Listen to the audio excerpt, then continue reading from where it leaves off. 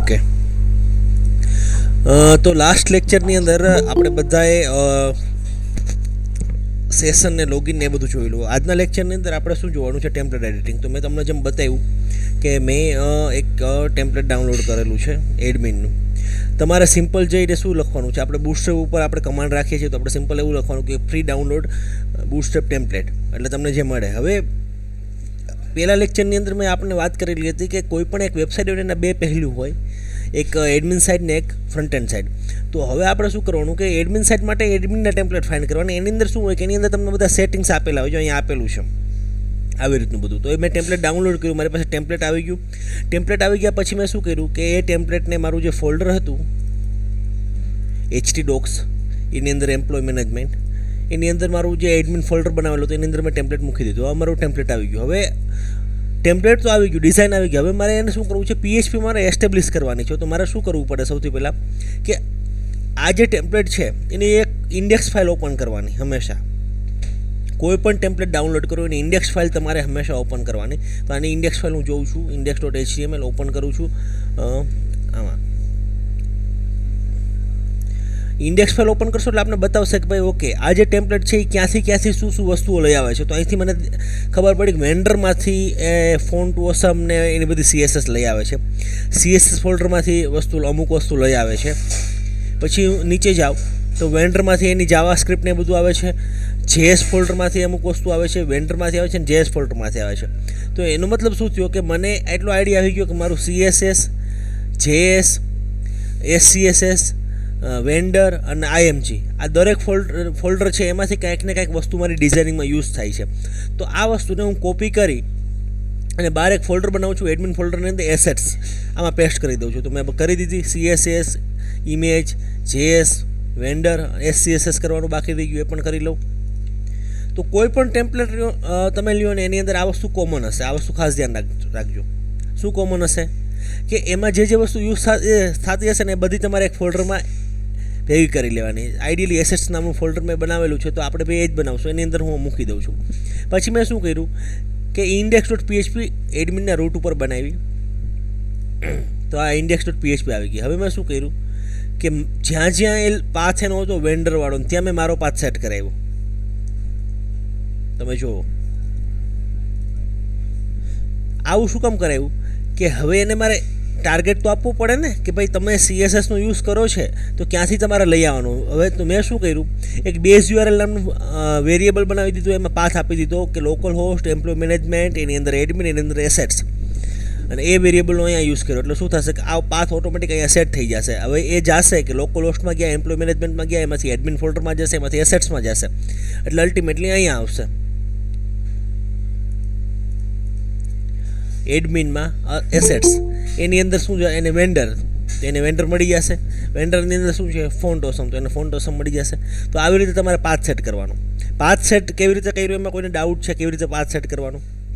આપણે શું કરવાનું, બેઝ URL એક ડિફાઇન કરી દેવાનું. એની અંદર આપણે એસેટનું URL આપી દેવાનું આપણું, અને પછી એનો અહીંયા યુઝ કરવાનો. પાથ શું કામ આપવો પડે? કારણ કે એને એ CSS લઈ આવે છે, જાવાસ્ક્રિપ્ટ લઈ આવે છે, તો ક્યાંથી લઈ આવે છે? જો તમે પાથ ખોટો હશે, ફોર એક્ઝામ્પલ ખોટો પાથ છે, કંઈ વસ્તુ ઘટે છે, તો શું થશે? આઉટપુટ ચેક કરીએ આપણે. તો જો અહીંયા બતાવશે 404, અહીંયા પણ 404. એનો મતલબ શું થયું કે એને આ વસ્તુ ના મળી. કઈ લાઇન નંબર 15 ઉપર, લાઇન નંબર 591 ઉપર. તો આપણે શું કરવાનું, 15 ઉપર ગયા તો આ 15 લાઇન છે અહીંયા. તો અહીંયા આપણે પાથ ખોટો છે, તો આપણે ચેક કરવાનું. હવે આપણે ફરીથી રિફ્રેશ આપીએ. તમે જુઓ એ જે એરર હતી જતી રહી. હજી આપણે એક એરર મળે છે ફોટો SVGની ઇમેજ માટે, બરાબર. તો આ લોકલ હોસ્ટ ફાઇલ કઈ છે, એમ્પ્લોય મેનેજમેન્ટ એડમિન, અહીંયા 591 ઉપર 591 અહીંયા કંઈક એની એરર છે ઇમેજની, જો આ રહી. તો અહીંયા પણ મારે શું કરવું પડે, બેઝ URL સેટ કરવું પડે. તો હું શું કરીશ, સિમ્પલ, મારી પાસે નેટબીન્સમાં એવી ફેસિલિટી છે કે હું રિપ્લેસ આપી શકું. એટલે જ્યાં SRC ઇમેજ હશે ત્યાં હું મારું મૂકી દઈશ.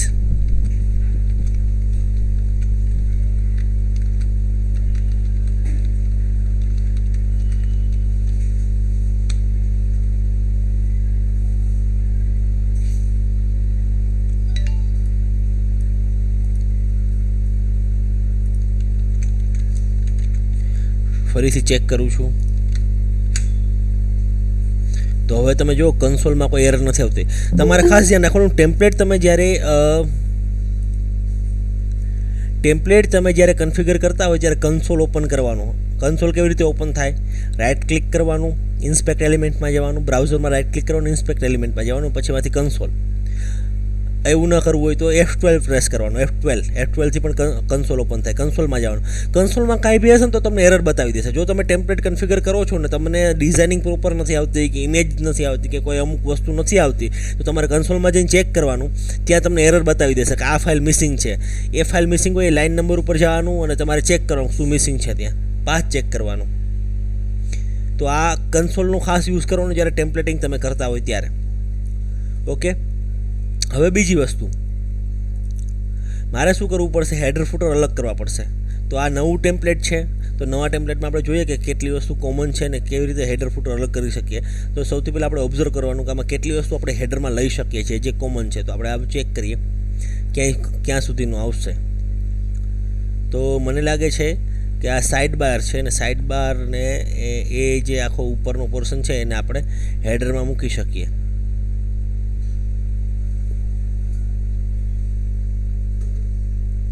કે જે કોમન છે બધા માટે. તો આ એન્ડ ઓફ સાઇડ બાર છે એના ઉપરનો પોર્શન આખો છે એને હું હેડરમાં મૂકી દઉં.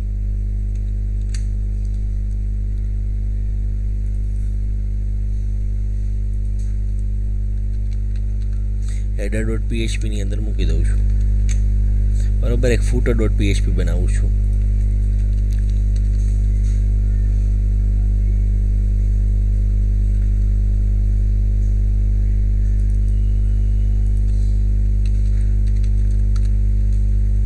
footer.php ની અંદર શું આવશે?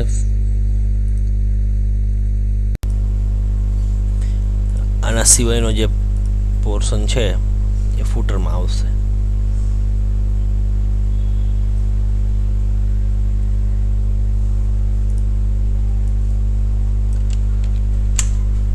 એટલો પોર્શન હું ફૂટરમાં મૂકી દઉં છું. હવે બીજી એક વસ્તુ, બેઝ URL છે તો મેં હેડરમાં અહીંયા યુઝ કરેલો છે, પણ ફૂટરમાં બેઝ URL નહીં મળે કારણ કે છે જ નહીં. તો ફરીથી આપણે આ બેઝ URL અહીંયા ક્રિએટ કરવું પડશે. આ બેઝ URL ફરીથી ફૂટરમાં ક્રિએટ કરવું પડશે.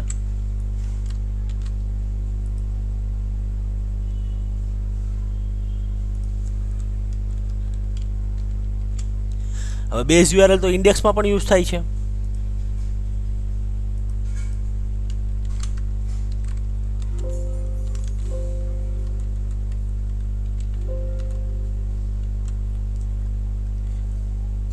અહીંયા પણ માની લો કે કોઈ CSS કે એવું કંઈ યુઝ થતું હોત તો બેઝ URL અહીંયા પણ યુઝ થાત. તો એનો મતલબ એવો છે કે અહીંયા પણ આપણે ઇન્ક્લુડ કરાવવું પડે. તો rather then including in multiple places, આપણે દરેક જગ્યાએ ઇન્ક્લુડ કરાવવા કરતાં કોઈ એક સિંગલ ફાઇલની અંદર ઇન્ક્લુડ કરાવી લઈએ, એની ફાઇલને આપણામાં લોડ કરાવી દઈએ. તો આપણે શું કરીએ? એક કન્ફિગ ફાઇલ બનાવીએ. આ બધું પ્રોજેક્ટ સ્ટાર્ટ કરવાના બધા ફંડામેન્ટલ્સ છે કે કેવી રીતે શોર્ટકટમાં કામ કરવું, કેવી રીતે રિયુઝેબિલિટી ફેક્ટરને ઇન્ક્રીઝ કરવો. તો એક કન્ફિગ ફાઇલ બનાવું છું. કન્ફિગની અંદર હું શું કરું છું?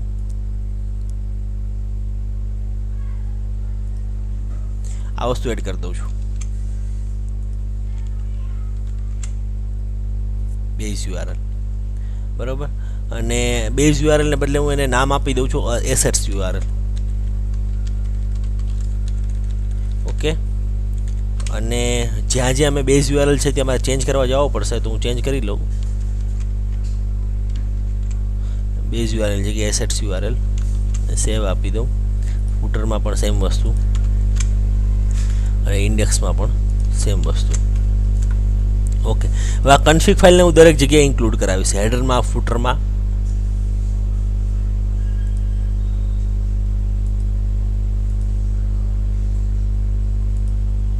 અને ઇન્ડેક્સમાં. ઓકે, તો સૌથી પહેલાં હું શું કરું છું? અહીંયા PHP start, PHP end, include once, config.php, પછી header,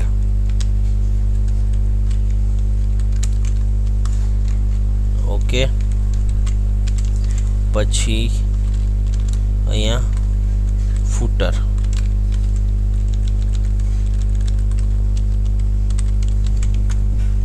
ફરીથી ચેક કરું છું, મારે આઉટપુટ આવે છે. ઓકે, હવે ક્વેશ્ચન પહેલો, કન્ફિગ ફાઇલ તો મેં ઇન્ડેક્સમાં ઇન્ક્લુડ કરાવેલી છે, તો હેડરમાં કેમ મને બેઝ એસએચ યુઆરએલ મળે છે? આઈડિયા કોઈને?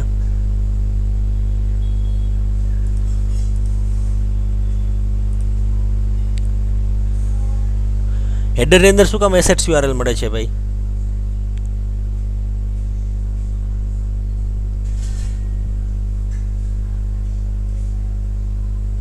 કોઈને આઈડિયા નથી?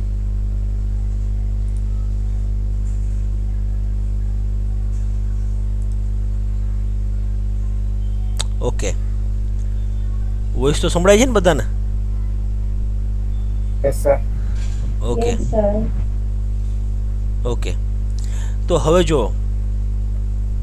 મેં અહીંયા કન્ફિગ ફાઇલ ઇન્ક્લુડ કરાવી દીધી, એટલે અહીંયા કન્ફિગ ફાઇલની અંદર એસેટ્સ યુઆરએલ છે, તો એ મને અહીંયા મળી જશે. પછી એની નીચે હેડર ઇન્ક્લુડ કરાવી, તો એનો મતલબ શું થયું? ઓટોમેટિક કન્ફિગની અંદર જે વસ્તુ પડેલી છે હેડરમાં પણ લાગુ પડશે, એટલે હેડરની અંદર મને એસેટ્સ યુઆરએલ પણ મળી જશે. પછી નીચે જે છે એ ફૂટર ઇન્ક્લુડ કરાવેલી છે, તો ઉપર સૌથી પહેલાં top of the page config include થયેલી છે, તો એનો જે અંદરનો કોડ છે એના વેરિયેબલ છે ફૂટરમાં પણ એક્સેસ થશે. એટલે આ ફંડામેન્ટલ સમજવાનો છે કે સૌથી પહેલાં મેં ઇન્ક્લુડ કરાવી દીધું, પછી એની નીચેની હેરાર્કીની અંદર તમે કોઈ પણ ફાઇલ ઇન્ક્લુડ કરો, દરેકની અંદર તમને ટોપ ઓફ ધ પેજ તમે જે ફાઇલ ઇન્ક્લુડ કરેલી હોય એની દરેક વસ્તુ વાપરવા મળે. જો ફોર એક્ઝામ્પલ મેં આવું કરેલું હોત ને તો ન ચાલત.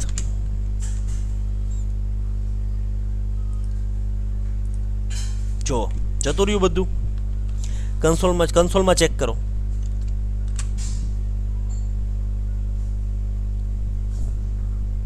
એરર બતાવે છે, નેટવર્કમાં પણ એરર બતાવશે. જેમ જેમ આપણે આગળ જતા જશું એમ તમને હું આ બધા કન્સેપ્ટ ભણાવીશ કે કેવી રીતે હોય.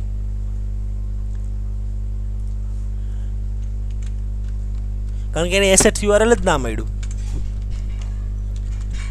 એટલે હવે સૌથી પહેલાં કરાવ્યું છે તો હવે મળશે યુઆરએલ આઉટ. ઓકે, તો અહીંયા સુધીમાં કોઈને ડાઉટ છે? ટેમ્પલેટ કેવી રીતે એડિટ કરવાનું, હેડર ફૂટર કેવી રીતે અલગ કરવાના, કોઈને ડાઉટ છે અહીંયા?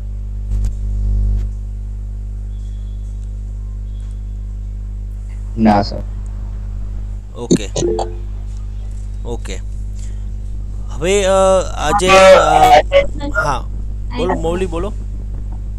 હા સર, ઇન્ક્લુડ વન્સ ને બદલે ઇન્ક્લુડ આપણે યુઝ કરીએ તો? ઓકે, ઇન્ક્લુડ ને ઇન્ક્લુડ વન્સમાં શું ડિફરન્સ છે એ હું તમને સમજાવી દઉં. હવે તમે કોઈ ફાઇલ એક ઇન્ક્લુડ કરો છો, ફોર એક્ઝામ્પલ અહીંયા ઇન્ક્લુડ કરો છો, ઇન્ક્લુડ બરાબર. હવે એ જ ફાઇલને તમે હેડરમાં ઇન્ક્લુડ કરો છો ભૂલથી,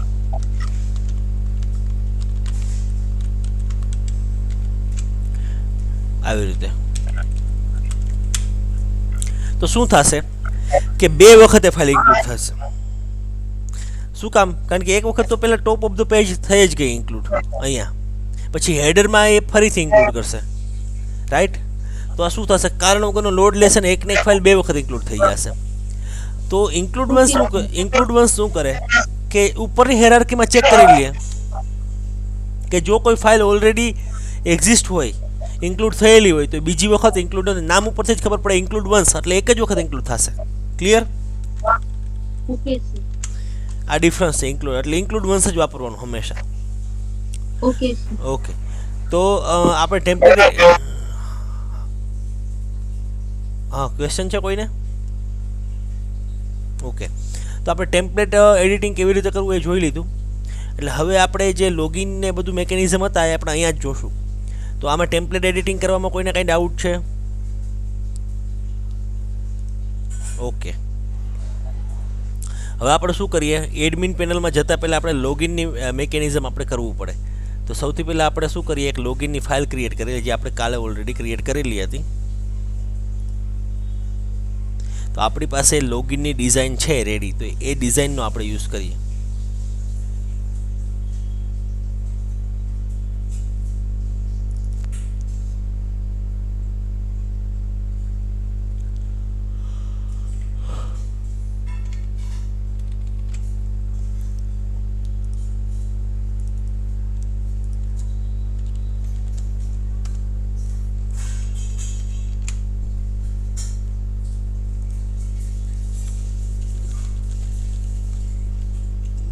અહીંયા આપણે કન્ફિગ આપી દઈએ.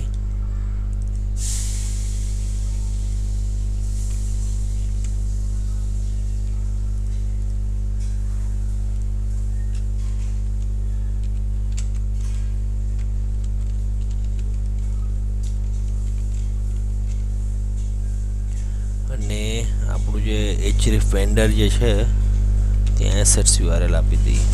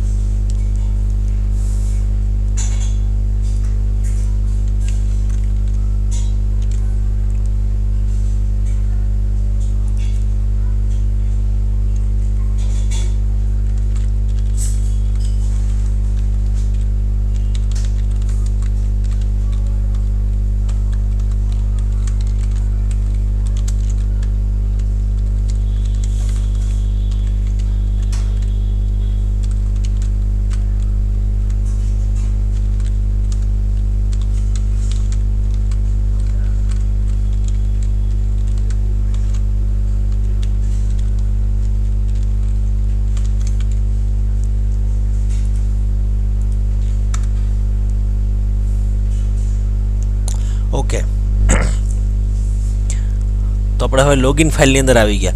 હવે અહીંયા પેલો એક સવાલ એ થાય કે અહીં આપણે લોગિનની અંદર શું કામ હેડર ફૂટર ઇન્ક્લુડ ના કરાવ્યા? લોગિનની અંદર શું કામ એને હેડર ફૂટર આપણે ઇન્ક્લુડ ના કરાવ્યા જ્યારે આપણી પાસે ઓલરેડી છે? તો એનું રીઝન એવું છે કે આ જે હેડર ફૂટર છે ને એ દરેક જગ્યાએ યુઝ થશે, એટલે હું સેશનની કન્ડિશન અહીંયા મારી દઈશ. બરાબર.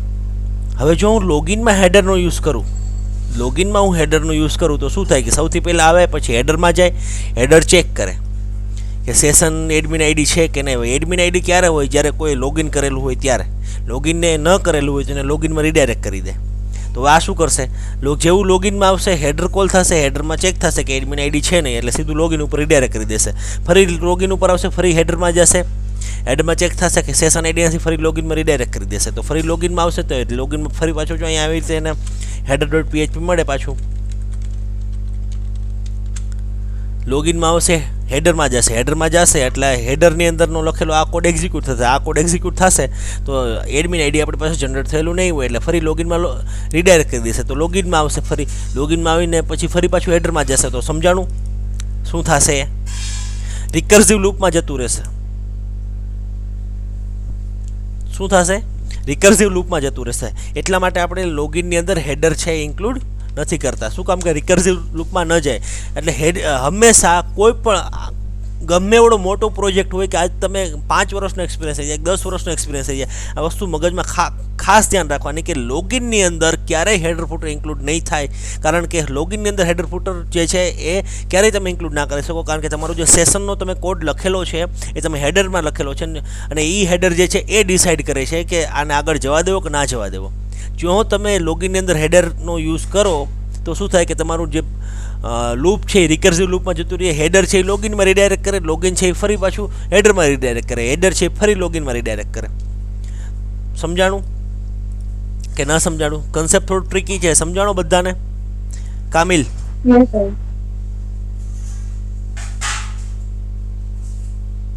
Yes sir. Yes sir.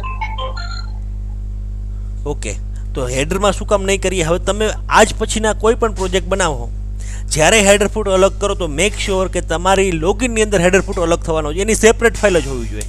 આ ખાસ વસ્તુ ધ્યાન રાખવાની. ઓકે, હવે લોગિનમાં આપણે આવી ગયા. તો સૌથી પહેલાં આપણે શું કરવું પડશે? સેશન અંડરસ્કોર સ્ટાર્ટ તો કરવું જ પડે.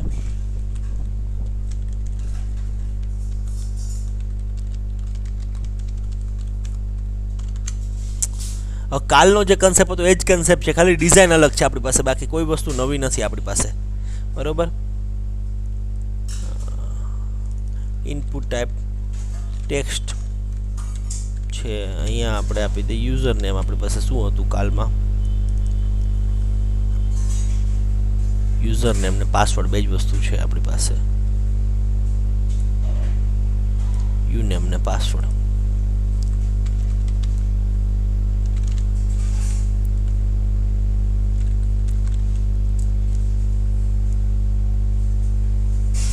નેમ આપવું પડશે મારે. નેમ, યુ નેમ, આનું નેમ આપી દઉં.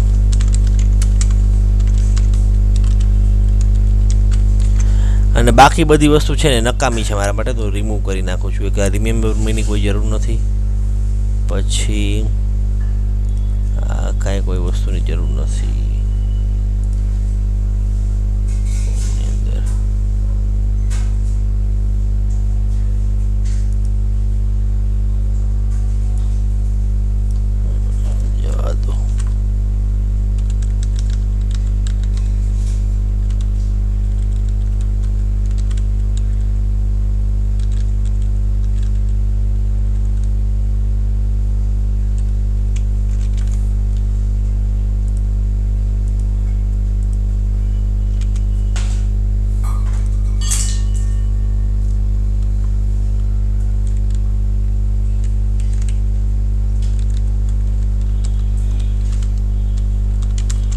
type submit.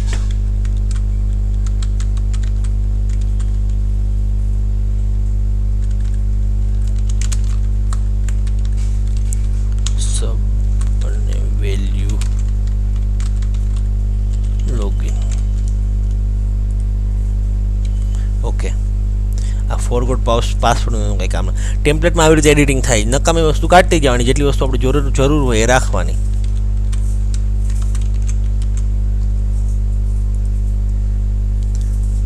ઓકે, હવે આપણી પાસે જે ફોર્મ છે એની એક્શન શું હોય? આ જ page, same page, method post, simple. એટલે આ પેજની ઉપર આવી જશે. અહીંયા ટાઇટલ ચેન્જ કરી નાખો, એડમિન લોગિન. એડમિન લોગિન આપી દીધું. અહીંયા આવશે સૌથી પહેલાં ઇફ is set $_post.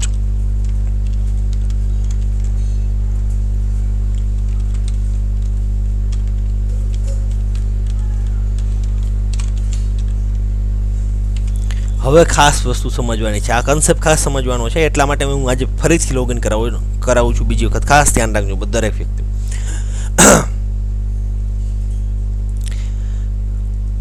કાલે જે આપણે લોગિન પરફોર્મ કરેલું, હવે એમાં આપણે એક ફાઇલ ઇન્ક્લુડ કરાવેલી હતી, include once DBOP, right.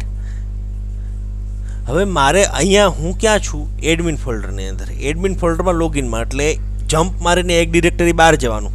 Path inclusion કેવી રીતે થાય કે હું અત્યારે અહીંયા છું લોગિનમાં, લોગિનની બહાર જઈશ એટલે મને એડમિન ફોલ્ડર મળશે, એડમિન ફોલ્ડરની બહાર જઈશ એટલે મને DBOP ફોલ્ડર મળશે, DBOPમાં મારું admin.php ડેટાબેઝની ઓપરેશનની ફાઇલ પડેલી છે. મારે અલ્ટિમેટલી આ ફાઇલની જરૂર છે એડમિનની, તો હું કેવી રીતે લઈશ?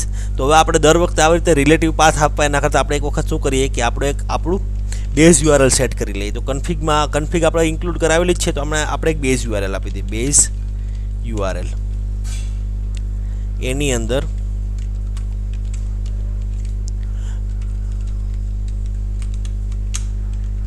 આપણે આપી દીધું બેઝ URL, એટલે આ પાથ આપણે મળી જશે. હવે ઇન્ક્લુડ જ્યાં ઇન્ક્લુડ કરાવવાનું થશે ને ત્યાં સિમ્પલ વસ્તુ આપણે કરવાની. અહીંયા આપણે ઇન્ક્લુડ કરીએ છીએ, સોરી, આપણી જે લોગિન ફાઇલ છે એડમિનમાં એમાં આવી જઈએ. અહીંયા ઇન્ક્લુડ કરવું છે તો અહીંયા શું આપી દઈએ આપણે? $base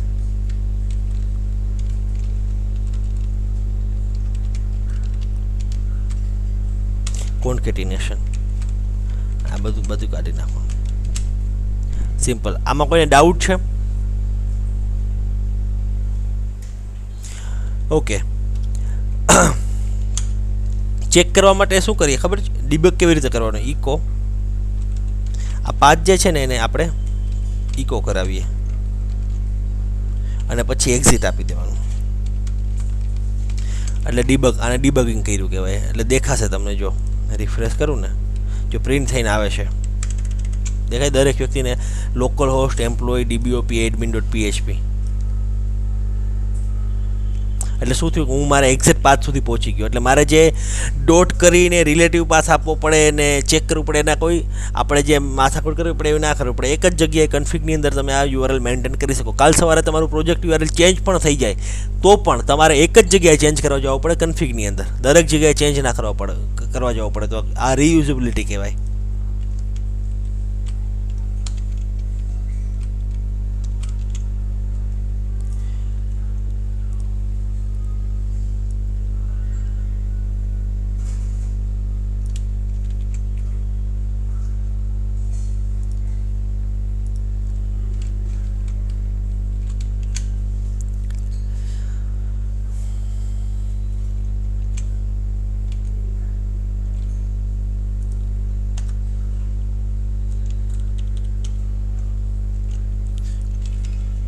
ખોટી URL નાખીને ચેક કરું છું. લોગિન કર્યું, ઓકે, એરર આવી.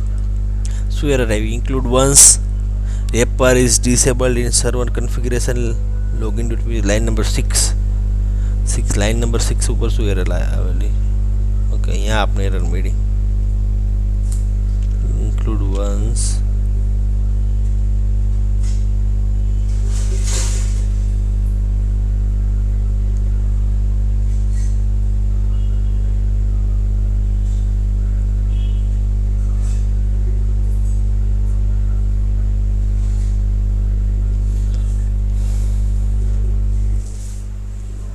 HTTP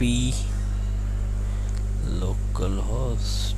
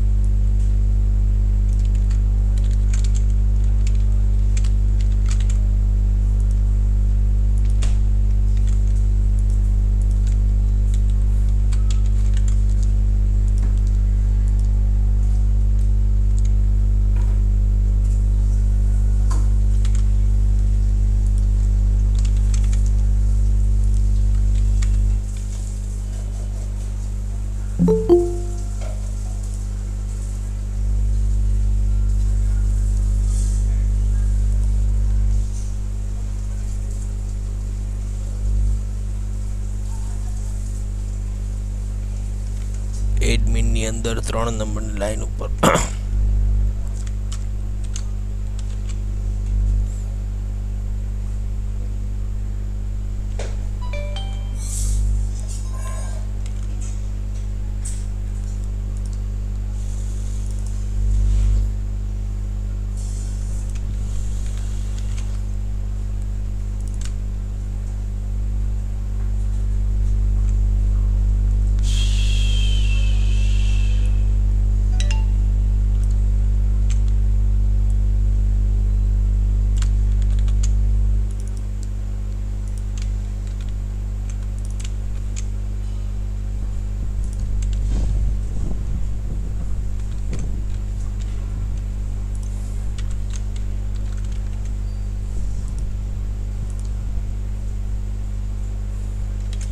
okay.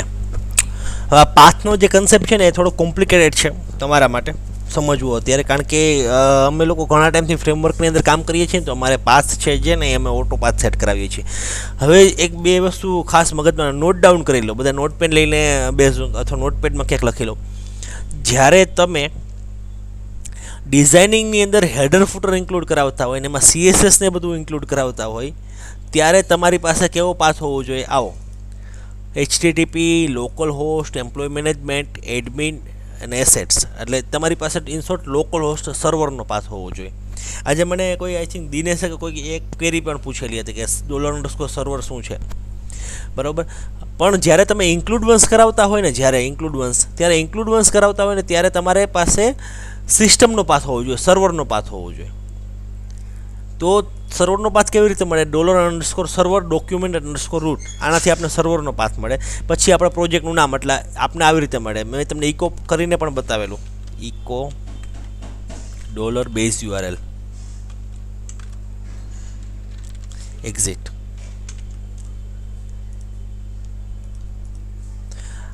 આ જે છે ને આપણે સિસ્ટમનો પાથ છે, સર્વરનો પાથ એ અલગ હોય. એટલે જ્યારે ઇન્ક્લુડ વન્સ કરવાનું ત્યારે આવી રીતે ઇન્ક્લુડ કરાવવાનું, અને જ્યારે તમે CSS કે એવી રીતે ઇન્ક્લુડ કરાવો ત્યાં એસેટ URLનો યુઝ કરવાનો. ઇન્ક્લુડ વન્સની અંદર તમારે આવી રીતનો પાથ સેટ કરવાનો, $_સર્વર document_root. એટલે એ તમને htdoc સુધી લઈ જશે. આ તમારું રૂટ થઈ ગયું. પછી એની અંદર તમારે શું કોન્કેટ કર્યું તમે, કે તમારા પ્રોજેક્ટનું નામ એ તમે કોન્કેટ કર્યું ને સ્લેશ આપી દીધો. આટલું શું ક્લિયર? સેમ વસ્તુ તમારે જે દરેક જગ્યાએ કરવાની. હવે તમે એડમિનની અંદર કનેક્શન ઇન્ક્લુડ કરાવો છો તો ત્યાં પણ તમારે એવી રીતે કરવાનું, ભલે સેમ ડિરેક્ટરી હોય, રાઈટ. તો અત્યારે ખાલી એટલું તમે એક સમજી લો કે હવે તમે જે પણ પાથમાં ક્યાંય ઇન્ક્લુડ વન્સ કરાવશો ને તો મેક શ્યોર કે તમારી પાસે બેઝ URL હોવું જોઈએ, પછી તમે ઇન્ક્લુડ કરાવી શકો. ક્લિયર? કોઈને ડાઉટ છે આમાં? ડાઉટ છે કોઈને? ના સર. સમજાઈ ગયું? $_સર્વરનો યુઝ ક્યાં કરવાનો? જ્યારે તમે ઇન્ક્લુડ વન્સ કરો છો ત્યાં. ઓકે. તો આવી રીતે આપણે હવે એડમિન અહીંયા છે પણ આપણે યુઝ કરીએ છીએ અહીંયા લોગિનની અંદર. એટલે ત્યાં શું કર્યું આપણે કે આવી રીતે બેઝ URL સેટ કર્યો. બેઝ URL ક્યાંથી આવે છે? config.php માંથી. config.php માં આપણે શું લખેલું છે? આપણું બેઝ URL ને એસેટ્સ URL. તો બેઝ URL આપણે સેટ કરેલું છે $_સર્વર document_root. પછી એમ્પ્લોય મેનેજમેન્ટ, એટલે એ આપનું એટલું આખું આપી દેશે. અને પછી આપણે શું કરીએ, અહીંયા બેઝ URL કોન્કેટિનેશન કરી DBOP એડમિન, એટલે આપણે અહીંયા સુધી પહોંચાડી દેશે, આપણા પ્રોજેક્ટ સુધી આપણે પહોંચાડી દેશે બેઝ URL. પછી આપને ખબર છે કે ભાઈ પછી મારે DBOPમાં જવાનું, એટલે અહીંયા જશે. પછી આપણે admin.php, એટલે આ ફાઇલ ઇન્ક્લુડ થશે. ઓકે.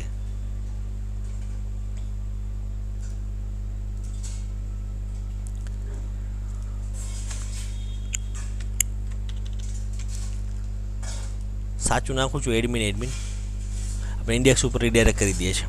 ખોટું નાખતો મને એરર આપતું હતું. તો આ કોડમાં કોઈને ડાઉટ છે, ન સમજાણું હોય એવું કાંઈ?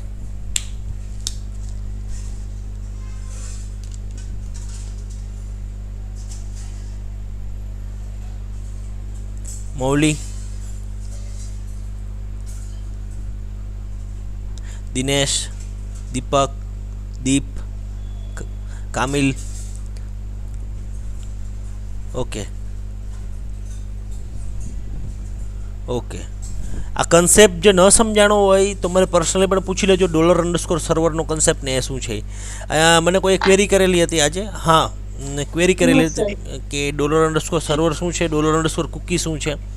તો $_સર્વર, $_સેશન, $_કુકી, $_રિક્વેસ્ટ, જેટલા જેટલા વેરિયેબલ છે ને એ બધા PHPના સુપર ગ્લોબલ વેરિયેબલ કહેવાય,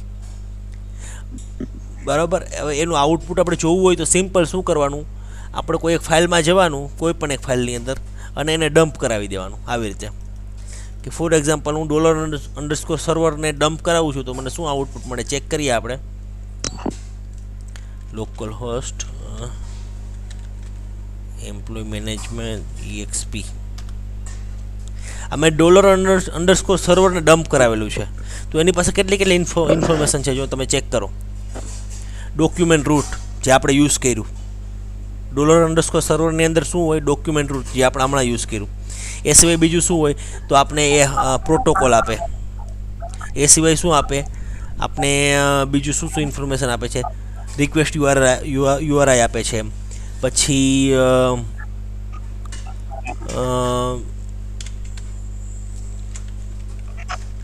સેલ્ફ આપણે અત્યારે કઈ ફાઇલની અંદર છીએ એ આપે PHP સેલ્ફની અંદર. તો $_સર્વર છે એ એક પ્રકારનો આખો એરે છે, એની અંદર એટલી કી છે, એમાંથી એક કીની આપણે જરૂર હતી જે હતી ડોક્યુમેન્ટ રૂટ, તો એનો આપણે યુઝ કર્યો. આ ડોક્યુમેન્ટ રૂટ તો એને જે આપણે શું આપે રૂટ આપે, તો એનો આપણે પ્રેક્ટિકલી અત્યારે યુઝ કરીને ચેક કરી લીધું આવી રીતે. જો આ તો આ $_સર્વર છે. $_રિક્વેસ્ટ શું છે કે ઘણી વખત એવું હોય કે તમારે આવનારી રિક્વેસ્ટ પોસ્ટથી પણ આવતી હોય ને ગેટથી પણ આવતી હોય, આપને આઈડિયા ના હોય કે શેનાથી આવતી હોય, રાઈટ? તો આવો કોઈ કેસ હોય ને તો એની અંદર તમે $_રિક્વેસ્ટ કરી શકો. જનરલી એવું હોય કે ગેટથી આવતી હોય તો તમારે ગેટથી ગેટ કરવી પડે, ને પોસ્ટથી આવતી હોય તો પોસ્ટથી ગેટ કરવી પડે. પણ જો ખબર ના હોય કે ગેટથી આવે છે કે પોસ્ટથી આવે છે, અથવા તો કોમનલી કાંઈ યુઝ કરવું હોય તો $_રિક્વેસ્ટનો યુઝ કરી શકો. $_રિક્વેસ્ટની અંદર તમને ગેટ રિક્વેસ્ટ પણ મળે અને પોસ્ટ રિક્વેસ્ટ પણ મળે, બંને રિક્વેસ્ટ મળે. પછી એક બીજું છે $_કુકી. તો $_કુકી અને $_સેશન આ બંને સિમિલર છે, પણ ડિફરન્સ શું છે કે કુકી જે છે એ ક્લાયન્ટ સાઇડ હોય ને સેશન જે હોય સર્વર સાઇડ હોય. કુકી એટલે તમે તમારા જે આઈડી પાસવર્ડ જે સ્ટોર થાય છે, ઘણી વખત આપણે શું કરીએ રિમેમ્બર મી કરી દઈએ છીએ આપણા પોર્ટલની અંદર, તો એ શું થાય કે ઓટો લોગિન કરી દઈએ, તો એ જે આઈડી પાસવર્ડ હોય સર્વર ઉપર સ્ટોર ના હોય, એ તમારા લોકલ સિસ્ટમ એટલે બ્રાઉઝરની અંદર સ્ટોર હોય, તો એ કુકીની અંદર સ્ટોર હોય. આગળ જતાં કુકીનો પ્રેક્ટિકલ યુઝ જોશું આપણે, સેશનનો યુઝ જોઈએ એવી રીતે કુકીનો યુઝ જોઈશું. કુકી જે છે ને એ પણ એક ગ્લોબલ વેરિયેબલ જ છે, સેશન જેવું જ છે, પણ સેશન છે એ સર્વર સાઇડ હોય, ને કુકી જે છે એ ક્લાયન્ટ સાઇડ એટલે બ્રાઉઝરમાં તમારા બ્રાઉઝરમાં સ્ટોર થાય. તો આ કુકીનો કન્સેપ્ટ છે. ઓકે, તો આજના લેક્ચરની અંદર કોઈને કંઈ ડાઉટ છે? હેલો સર, હા બોલો. આપણે લોગિન ફોર્મ હતું ને પેલા જે આપણે ત્યાં ટેમ્પલેટ ડાઉનલોડ કરી દે, હા, તો એમાં જે રિમેમ્બર મીન હતું ને ઓપ્શન, તે એમાં જ અત્યારે કુકીનો યુઝ કરીને બતાવો ને. એમાં અત્યારે કુકીનો ઓપ્શન હું એટલે કુકી એટલા માટે યુઝ નહીં કરું કારણ કે તમને પછી વોશ આઉટ થઈ ગયા બધું, કારણ કે અત્યારનો જે કન્સેપ્ટ છે ને $_ડોક્યુમેન્ટ રૂટવાળો એ પ્રેક્ટિસ કરી લઉં, હું બધું અત્યારે સમજાવવા દઈશ ને તો તને કદાચ સમજાઈ જશે, બાકીના સ્ટુડન્ટને ના સમજાય દરેક વસ્તુ. એટલે એનો પ્રેક્ટિકલી યુઝ જ્યારે જરૂર પડે, સેશન છે તો સેશનનું આપણે કેવું પ્રેક્ટિકલી આપણે એક વસ્તુ ખાસ યાદ રાખવાની કે જે વસ્તુની આપણે જરૂરિયાત ઊભી થાય ને અને એ વસ્તુ ત્યારે સમજીએ ને ત્યારે આપણે એ વસ્તુ ક્લિયર થાય. ઉપ્સ છે તો ઉપ્સની ડેફિનેશન આપણે બધાએ ગોખી મારેલી, ઉપ્સ શું છે, ક્લાસ શું છે, ને પબ્લિક શું છે, ને પ્રાઇવેટ શું છે, બધું. પણ જ્યાં સુધી તમે પ્રેક્ટિકલી યુઝ ના કરો ત્યાં સુધી તમને ખબર ના પડે. તો કુકીનું એવું જ કંઈક છે. કુકી છે ને એને હું તમને કાલે બતાવીશ કે કેવી રીતે કરવું. એમાં રિમેમ્બર મીનો પાછો કન્સેપ્ટ અલગ છે. રિમેમ્બર મી છે એ બ્રાઉઝરમાં સ્ટોર થાય છે, કુકીનો એકચ્યુઅલ યુઝ પાછો અલગ છે. તો એ કુકીનો કન્સેપ્ટ અત્યારે આપણે નહીં ભણીએ. તારે એવું હશે ને તો તું મને, હું ફ્રી હોય ને ત્યારે મને તું પર્સનલી પૂછ્યું તને પર્સનલી ભણાવી દઈશ કુકી કેવી રીતે કામ કરે. પણ આમાં અત્યારે આપણે નહીં સમજીએ, બધું ભેગું મિક્સઅપ નહીં કરીએ. મિક્સઅપ કરવા જશું ને તો મિક્સઅપ કરવા જશું ને તો જેટલું કરાવેલું છે ને એ પણ ભૂલાઈ જશે. બીજો એક ક્વેશ્ચન હતો, આપણે આજે ઇન્ક્લુડ વન્સથી જે ફાઇલ ઇન્ક્લુડ કરાઈએ ને, હા, એની જગ્યાએ રિક્વાયર્ડ વન્સનો યુઝ કરી શકાય? હા, રિક્વાયર્ડ વન્સનો યુઝ કરી શકાય, બે સેમ જ છે. ઓકે, ઇન્ક્લુડ વન્સ ને રિક્વાયર વન્સ સેમ છે, ઇન્ક્લુડ ને રિક્વાયર સેમ છે. અત્યારના લેવલ પૂરતા કોર PHP ની અંદર સેમ છે. આગળ જતાં જ્યારે તમે ઇનહેરિટન્સ ને એ બધી વસ્તુ બનાવશો ને આની અંદર, ત્યારે માઇનોર ડિફરન્સ આવશે એમાં, એ ત્યારે જોશું. પણ હાલ પૂરતા અત્યારે તમે એવું માનીને ચાલો કે સેમ છે, કોઈ ફેર નહીં પડે અત્યારે. ઓકે, ઓકે, બીજો કોઈ ક્વેશ્ચન? ડોક્યુમેન્ટ રૂટનો આપણે પ્રેક્ટિકલ યુઝ આવ્યો એટલે મેં તમને એ સમજાવી દીધું કે શું હોય. સર્વરની બધી ઇન્ફોર્મેશન જે છે ને ડોક્યુમેન્ટ રૂટ સર્વરની પાસે શું હોય કે સર્વરની દરેક માહિતી હોય, હેડર શું છે, પ્રોટોકોલ કયો વાપરીએ છીએ, રૂટ શું છે. તો સર્વરની બધી ઇન્ફો કોની પાસે હોય? $_સર્વર પાસે. તો એનો પ્રેક્ટિકલ યુઝ આપણે કરવાનો હતો, એટલા માટે મેં એ ટોપિક આજે લઈ લીધો. પણ $_કુકીનો યુઝ હજી આપણે પ્રેક્ટિકલી નથી કરવાનો, એટલે હું અત્યારે એ નહીં ભણાવું. મારે એક પેટર્ન છે, કોડિંગ પેટર્ન, કે જ્યાં સુધી હું કોઈ વસ્તુની નીડ ઊભી ના કરું ત્યાં સુધી હું એ કન્સેપ્ટ ના લઉં. પ્રાઇમરી કી ને ફોરેન કી મારે થિયરી જો ભણાવી હોત તો હું તમને એ કન્સેપ્ટ લો કલાક નીકળી જાય પ્રાઇમરી કી ફોરેન કિલો, પણ અત્યારે હું એટલા માટે ના સમજાવું કે અત્યારે કોઈ નીડ નથી. જ્યારે નીડ ઊભી થશે ને, મારું કામ પહેલાં પ્રોબ્લેમ ક્રિએટ કરવાનું છે. મારી પેટર્ન એવી છે કે પહેલાં હું પ્રોબ્લેમ ક્રિએટ કરું પછી એનું સોલ્યુશન આપું. પ્રોબ્લેમ ક્રિએટ કર્યા વગર જો સોલ્યુશન આપવામાં આવે ને તો સોલ્યુશન ક્યારેય યાદ નથી રહેતું. મારે પોતાને ખુદને ઉપસના ઘણા બધા ઇન્ટરવ્યૂઝ મેં મારે જ્યારે હું ફ્રેશર હતો ત્યારે હું ઉપસ ભણતો ત્યારે બસ મને કોઈ ઇન્ટરવ્યૂની અંદર જાય ને એટલે ઉપસની ડેફિનેશન બધું ગોખીને જાઓ કે ક્લાસ શું છે ને, ઇનહેરિટન્સ શું છે ને, પોલિમોર્ફિઝમ શું છે ને, આ છે ને, કન્સ્ટ્રક્ટર કોને કહેવાય. પણ મેં પ્રેક્ટિકલી ક્યારેય યુઝ જ નહોતો કર્યો. યુઝ કરેલો હતો તો એ કરવા ખાતર કે ઓકે આવી રીતનું હોય. મને ખબર નહોતી કે હું શું કામ કરું છું, એટલે મને કન્સેપ્ટ ક્યારેય યાદ જ નથી રહ્યા. જ્યારે મેં કોર PHP પૂરું કર્યા પછી જ્યારે મેં એડવાન્સ PHP સ્ટાર્ટ કર્યું ફ્રેશર લેવલે, અને પછી મને ખબર પડી કે ઓકે આવી રીતનું હવે છે. પછી મારે એ બીજી વખત મારે ક્યારેય ગોખવાની જરૂર ના પડી, કારણ કે મારી નીડ હતી ત્યારે મને સમજાણું. તો કોઈ પણ કન્સેપ્ટ છે ને એ એવી રીતે નહીં ભણવાનો કે હાલ હું એક સિલેબસ, મારે તમને સિલેબસ જ પૂરો કરવો હોય તો સિલેબસ ઓલરેડી મેં પૂરો કરી દીધો છું. આમ જોવા જઈએ તો મેં તમને લેક્ચર આપીને, પણ સિલેબસ પૂરો કરવાની ગણતરી કોઈ વસ્તુ નહીં ભણવાની. આ કોઈ અત્યારે મારી ડ્યુટી નથી કે હું સિલેબસ પૂરો કરી દઉં તો મને આટલી ફીસ આવી જશે, એવું નથી. અત્યારે આપણે એમ જ ભણીએ છીએ, કોઈ ફીસ નથી. એટલે હંમેશા એક વસ્તુ યાદ રાખવાની કે સિલેબસ પૂરો કરવાની ગણતરી કાંઈ વસ્તુ નહીં ભણવાની. એટલું ઘણી બધી વસ્તુ PHPમાં પણ એટલી બધી હોય કે મને પણ ના ખબર હોય કે અમુક વસ્તુ મારે જોવી પડે. જો આ ડોક્યુમેન્ટ રૂટવાળું જે હતું મેં 6 કે 7 વર્ષ પહેલાં યુઝ કરેલું હતું. પછી હું ફ્રેમવર્કમાં સ્વિચ થઈ ગયો, પછી મેં ડોક્યુમેન્ટ રૂટવાળો કોન્સેપ્ટ જ મારા નથી આવ્યો, કારણ કે એમાં અલગ ફંડામેન્ટલ હોય. તો આજે મારા મગજમાંથી નીકળી ગયું હતું મારે, હું કોર PHPમાં કામ કરું છું, મારે આ રીતનું કરવું પડશે. તો પણ શું હોય કે મારા મગજમાં એટલી વસ્તુ ફિટ થયેલી હોય કે ઓકે મારે આવી રીતે કરવાનું છે, તો મારે ગૂગલની અંદર શું કરવું કે મારે શું કરવું. તો એ જેમ નીડ આવતી જાય ને એમ વસ્તુ આવતી જાય. એટલે એવી રીતે ના ભણતા કે હું એક વખત સિલેબસ આખો પૂરો કરી લઉં, એવું નહીં. નીડ ઊભી કરો કોઈ પણ વસ્તુની અને સમજો, અને પછી એક ટોપિક લર્ન કરો. એમ તો PHPની અંદર ઘણું બધું છે. અત્યારે આપણે સીધું કોડિંગ સ્ટાર્ટ કરી દીધું. હજી આપણે જોઈન નથી ભણ્યા, પ્રાઇમરી કી ફોરેન કી નથી ભણ્યા, આપણે એરેના ટાઈપ નથી ભણ્યા. ઘણા બધા એરેના ચંક આવે છે, મર્જ આવે છે, પછી એરે સ્પ્લિટ આવે છે, પછી એક્સપોર્ટ આવે છે, ઇમ્પોર્ટ આવે છે, કેટલું બધું આવે છે એરેની અંદર. પણ આપણે હજી કોઈ વસ્તુમાં ચાલુ નથી કે W3 સ્કૂલની અંદર તમે જોશો તો સિલેબસ ઘણો મોટો છે PHPનો, પણ એ સિલેબસ પ્રમાણે આપણે નથી જતા. આપણે એક બેઝિક મગજમાં નો આવી જાય ને એ પ્રમાણે જાય. પછી જેમ જરૂર પડતી જશે ને એમ ઓટોમેટિક ખબર પડી જશે. કાલ સવારે તમારે જરૂર પડી કે એરે છે, એરેને સ્ટ્રિંગમાં કન્વર્ટ કરવો છે, એવી કોઈ જરૂર પડી પ્રોજેક્ટની અંદર, ત્યારે હું તમને કહીશ કે એરેને સ્ટ્રિંગમાં કન્વર્ટ કરવો હોય તો તમે ઇમ્પોર્ટનો યુઝ કરો ને આવી રીતે થાય. કોઈ સ્ટ્રિંગ છે ને એરેમાં કન્વર્ટ કરવાની જરૂર પડે આગળ જતા, ત્યારે હું તમને ભણાવીશ કે આને એક્સપોર્ટ થાય. તો એ બધું મારા મગજમાં જ હોય, પણ એ નીડ આવે ને પછી હું તમને ભણાવીશ. એટલે ખોટા અમુક વસ્તુ આગળ જોઈને એવું ના કરતા. જેટલું ભણાવું છું ને એટલું પ્રોપર કરજો, ને પછી એ પ્રોપર થઈ ગયા પછી તમે કરજો. ગૂગલ છે જ તમારી પાસે. ઓકે, આમાંથી કાંઈ ના સમજાય તો મને પર્સનલી પણ મેસેજ કરીને પૂછી લેજો. રાઈટ, કાલે થોડું આપણે વહેલો ટાઈમિંગ રાખશું, કારણ કે કાલે હું 8:15 પછી ફ્રી નહીં હોય. એટલે આપણે આઈ થિંક 7 વાગ્યાનો ટાઈમિંગ રાખશું. આપણે 7 વાગ્યાના ટાઈમિંગમાં કોઈને કાંઈ ઇસ્યુ છે? નો સર. સર અને બીજો 7 વાગ્યાનો ટાઈમિંગ ના રાખવો હોય તો પછી બીજો ઓપ્શન આપણી પાસે હોય સવારે વહેલો 10 થી 11.